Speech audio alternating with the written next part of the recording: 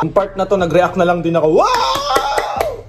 Dahil gusto kong manalo si Loons. Pero di ko alam talaga. Grabing rhyming, grabing presensya, grabing facial expression ni Looney. Tangina, patay eh. Patay talaga, boy. Walang walang... Linawin na natin. Hindi, walang ganun. Walang kahit anong ganun. Bakit putang ina, lahat ba ng bagay alam ko? Gago. Ay talaga yung mga malakas na punchline. Feeling ko na-inspired din ako dun sa punchline na yun. Wow! Tangin ang lumit mo, malaking! At sa kaliwa, representing stick figures, magingay para kay Looney! Delo, kamusta? Rest in peace. Hindi ako takot sa'yo, puro ka lang press release. Sino dito mga Delo? Yung talagang todo, kumusta? Ngayon, alam ko na kung ilan ang bobo pumunta. Tang ina. Tang inang yan.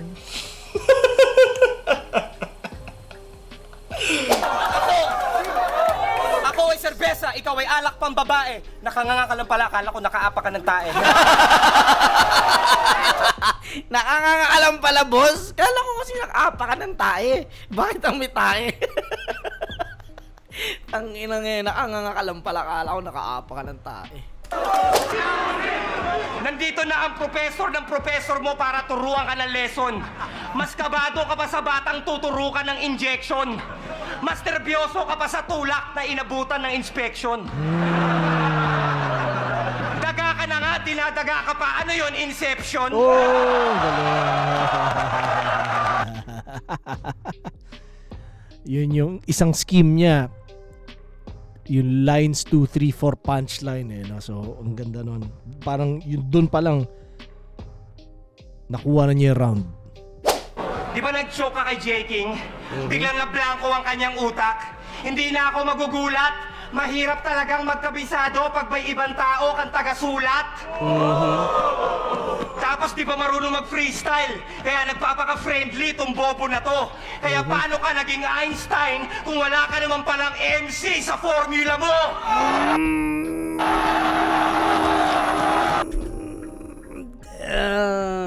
Shit. Oh my God. Till this day, pare. Oras na para patulugin tong batang uhugin na to. Papasupuin ko ng 8 pulgada na ute. Ano? Kasi bakla ka na talaga since the age of 1. Paborito mong event sa UP, Oblation Run.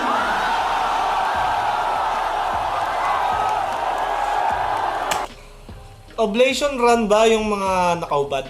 Tama ba? Editor! Tama ba yung mga nagtumatakbo ng or nagpo-protesta ng nakaubad? Pwede nyo bang i-comment? Dagdagan nyo yung kaalaman ko dahil hindi ako Google. Dami nagsasabi, dami mong tanong sa akin. Bakit ang dami mong tanong? Bakit putang ina, lahat ba ng bagay alam ko? Gago.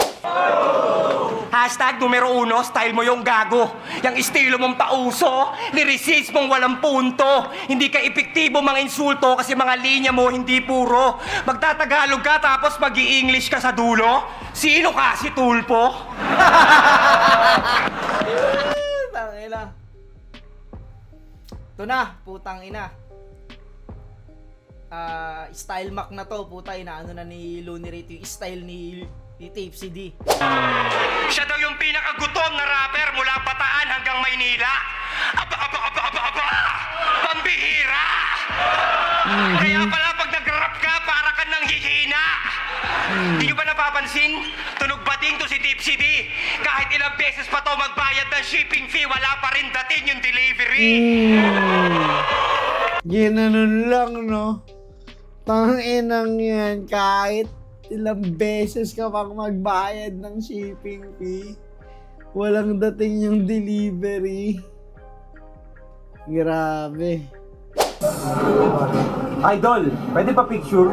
Si Saito ka, di ba?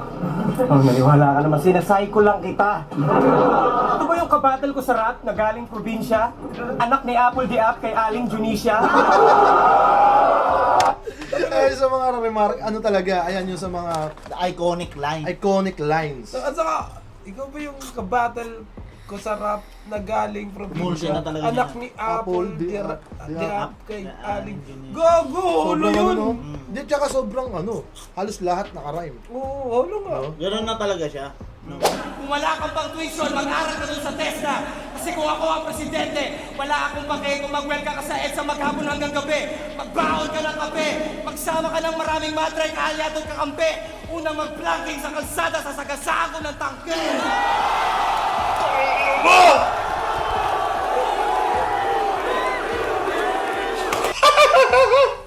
Una mag-vlogging sa kalsada, sasagasa ako ng tangke. Utang eh. Shots fired. Alam kong marami kang handa para sa hari ng tugma. Kaso lang pag nagtatagis ka na ganyan, para ka nananarkastik na bakla. Yung mukha mong mataba, gawin natin mas grabe yung maga. Ito na ba yung tinuturing yung bayani ng balanga? Yuyupi ito sa akin parang kalye sa balara. At magbimistulang tayo na basa ng pusang kalye na gala. Kaya sa finals ng isa buhay, huwag yun nahanapin! Biglang tinama, no?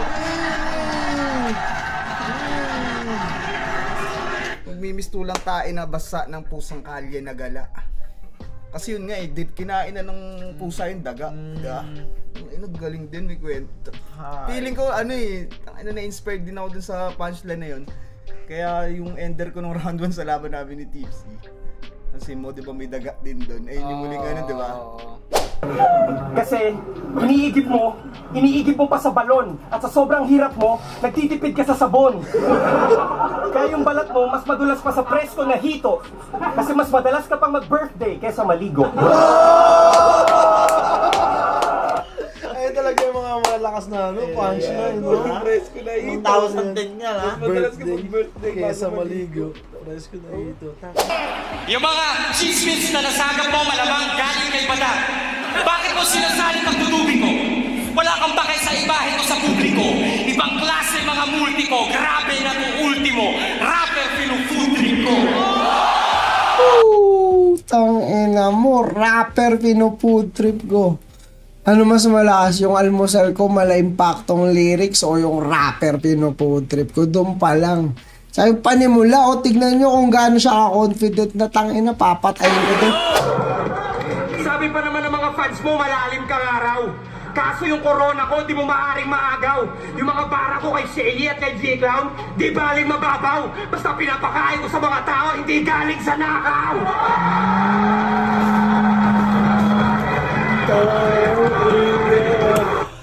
Nandito ako ng live eh. Nung sinabi ni Looney yun, nagbi-build up na sa sabi nila, huwag ka magtitipid kay Tipsy D kasi malalim kang araw. Pero yung corona ko, di mo maaring mag-agaw. Yung mga binibigay ko sa tao, di baling mababaw. Basta ganyan. Di galing sa nakaw. Nung pagbitaw ni Luns nung punchline na yun, yung mga katabi ko, wow! Putang ina, sobrang lakas ng reaction. Minsan nga sa video, akala mo parang sakto lang eh. Pero pag nandun ka sa crowd, man, iba yung energy pag nandun ka sa crowd, tas ganito kalakas na battle. Yung love story nila, away bate, parang palabas. Hindi naman criminology yung kurso ng babae, pero iniwan siya para sa batas. Lilinawin ko lang, hindi totoo yun, ha? Kasi laging fanfiction na siya, no? Kumbaga, hindi. Walang mga ganong story, ayo. Eto na, once and for all. Natin. Linawin na natin. Hindi, walang ganon. Walang kahit anong ganon. Pasang-awa ka lang sa ugat. Pasado ako sa mensa. Kung wala kang pang tuition, mag-aral ka dun sa TESDA. Kasi kung ako ang presidente, wala akong pake kung mag-welcome ka sa EDSA maghapon hanggang gabi. Magbaon ka ng kape, magsama ka ng maraming madray kaalyadong kakampi. Unang mag-planking sa kalsada, sasagasaan ko ng tangke. Grabe. Tangina. Kung round per round, tangina, lakas kasi nung kay Balakid pero iba yung kay Looney, putang ina eh. Dapat kayo ni Sak Maestro naglaban, pareho kayong taglish magsalita. Kung yung ilong niya dumudugo lang sa kaliwa, sa'yo naman yung sa kabila. Tuwan-tuwa ka dyan sa pinaggagawa mo. Kala mo naman napakabago. Tarantado, nagmumukha ka lang matalino kasi ginagawa mong tanga yung mga tao. Yung mga lyrics ko advanced, Inuulit niya pa talaga para sa mga autistic niya na fans. Tangina mo. Yung mga lyrics ko advance. Inuulit niya pa talaga para sa mga autistic niya na fans. Mahirap talagang magkabisado pag may ibang tao kang tagasulat. Nag-ghostwriter ka pala Tapos eh. di pa marunong mag-freestyle. Kaya nagpapaka-friendly itong bobo na to. Kaya paano ka naging Einstein kung wala ka naman palang MC sa formula mo? Patay. Tangina, patay. Patay talaga, boy. Walang diskusyon. Kulang yung first round ni Team CD para itapat sa ganitong first round. Para kang bumata hanggang umaga. Nagaya siya ng barkada kaso 4 lang ang sumama. Hindi porkit negro ka kamag-anak mo si Obama kasi mas maitim ka pa sa mga balak ni Osama. May isip mo yan. 2010. Men, tapos ganun yung ang ganda ng multi. 4-bar setup yun. Tsaka yung pinaka-punchline. Ikaw yung tipong nerd na active sa mga forum. Pag nag-rap, wala sa metro, parang taxi na koloro. Ikaw yung tipong rapper na good news kapag nanalo. Pero dahil underdog, may excuse kapag natalo. Sin, kasi kumaga dito sa laban na to, bata pa si Balakid eh. Pag natalo siya, wala lang. Pag nanalo siya, wow! Takinan, lumit mo, Balakid! Gano'n yun. Godong, kumusta? May fans ka pa pala? Eh kung hilahin ko kaya yung bangs mo pababa. Ano? Nagtala ka na naman ng mga kamag-anak mo na Jejimon? Kung may pumalakpak sa'yo, malamang tol ko tapete yun. Gusto mo kung angatain, ano akala mo? Pwede yun? Rebuttal King daw! Wow! Alam mo ba ang spelling nun? Grabe, no? Grabing rhyming, grabing presensya, grabing facial expression ni Looney. Tangina, package, men. Ang lakas nun. Ang dungis ng itsura, yung postura pambading, parang na-delay na regla, yung flow walang dating. Sa lakas ng banat ko, tinan mo, kumulit yung mukha. Oo, squatter house ka nga, lakas umakot ng dukha. Aabuti mo sa akin, katakot siya. Pag nagbalat yan, labi mo, pwedeng pambalot ng lumpia. Oh my God! Tangina, lakas nun, tanginang yan. Dahil nga inaasar si Delio na makapalabi, puta pag nagbalat, pwedeng pambalot ng lumpia. Grabe yan. May inside joke eh. Itong taga na to noon, buti nagkiklik ka to. One-liner tao. Ano ba gusto mo? Ay, magusto mo? Originality pa yata mga writer ng GMA sa'yo. Hoy, Roger Rabbit. Pangungopya ng obra, ginawa mo na yatang hobby. Dapat record mo 10-4 kasi halos lahat ng linya mo, copy. Bumabars na. Ano yun eh, code siya eh, di ba? 10-4 na. O kung hindi mo man alam, madadagdagan ka pa ng knowledge, di ba? Reaction ng tao sa reaction ng tao, parang ang dami nakakalam nung ano na yun eh, 10-4. Pero pwedeng hindi rin lahat. Tapos kumbaga na-gets lang nila kasi so yun pala ibig sabihin Kasi ng copy, yung 10-4. Ewan ko kung sa kung sa code lang ba siya sa mga guard or pati sa mga pulis din ba? Baka, di ko rin.